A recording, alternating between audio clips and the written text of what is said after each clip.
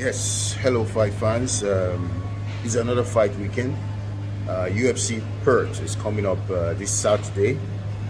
Going to be headlined by Della Maddalena and Carlos Prates.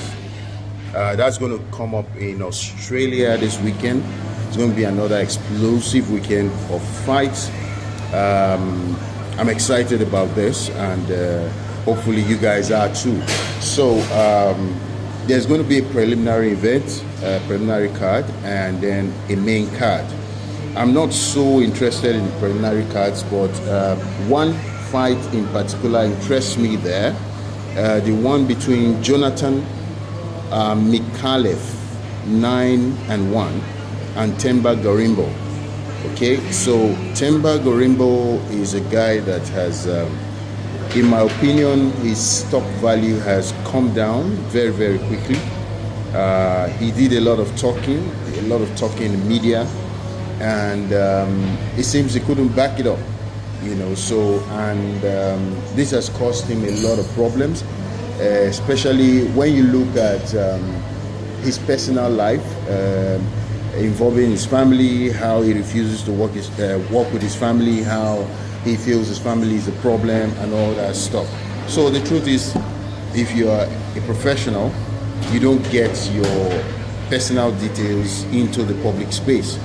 That will ultimately affect you. Nobody gives a shit what your family is doing, what you are doing with your money.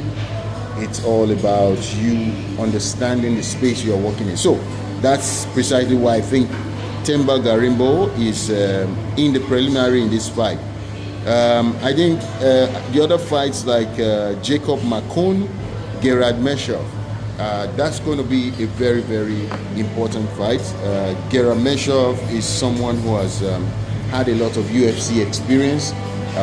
He has over 50 fights, and he's a jiu-jitsu expert. Jacob Makun is a very tough fighter, tough competitor. I want to think that Gerard Meshov will find a way to get a win, despite the toughness of Jacob Makun. Now to the main card. I'm not going to talk about every fight in the main card, but let's start with the Tai Tuivasa fight against Louis Sunderland. Tai Tuivasa is 15-9. He has lost 9 times. He has won 15 fights. Louis Sunderland, 10-5.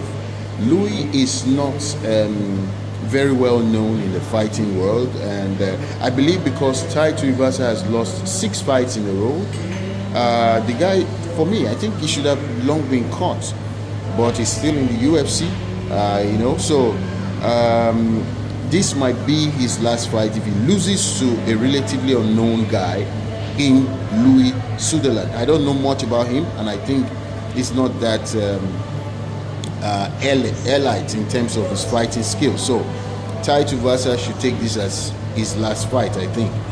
Shamil Gaziev, this is another guy with a lot of prospect against Brandon Perisic. Brandon Perisic is also very relatively unknown. So Shamil Gaziev has a lot of experience, he has a lot of toughness with him. So I think Shamil gets this done. Then you have Marwan Rahiki, 8-0, and Oli Schmidt. Sorry, I don't know much of these guys, so these are relatively new fighters. Then you have Tim Elliott against Steve Erceg. This is going to be a very explosive fight. Tim Elliott is a guy that has had so much fights under his belt. He has a lot of experience. We are talking of a 35 or 36 fight experience against Steve Erceg, who has had a title shot. So Steve Erceg is a very difficult nut to crack for any opponent. So I believe Steve Erceg, because he's coming off about 2 consecutive losses, so I think he's going to have the advantage on this one. Benil Dariush, who is the co-main event against Kylian Sakhalid. Wow, this is another great fight. Benil Dariush is on the decline, as everybody knows. He's a good guy.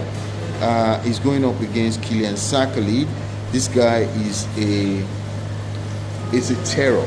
The guy is terror in that division, in the lightweight division. So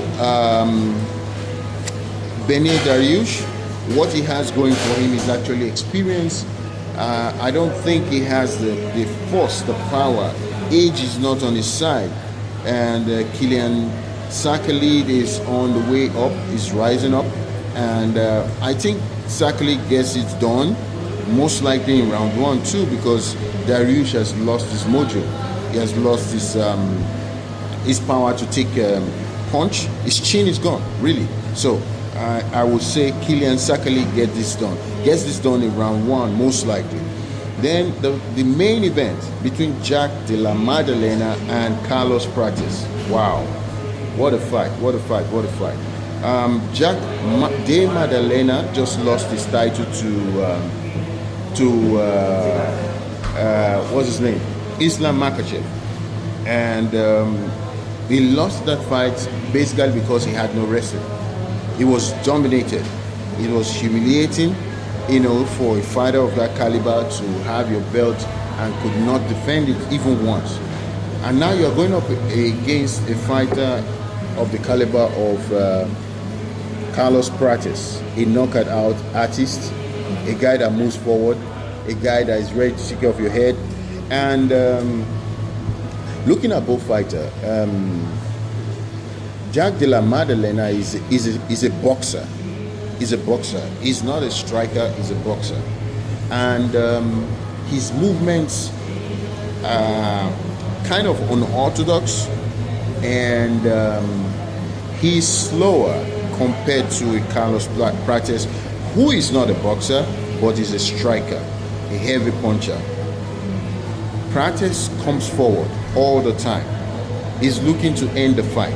Carlos Prates is like Ilia Topuria, or bigger version of Ilia Topuria. So he's going to move forward and he's going to try and end the fight in round 1. Carlos Prates does not want to waste time, because the more the fight goes, the more chances that Jack Della Maddalena has to win. I'm not saying Jack Della Maddalena has zero chance of winning. No, not at all.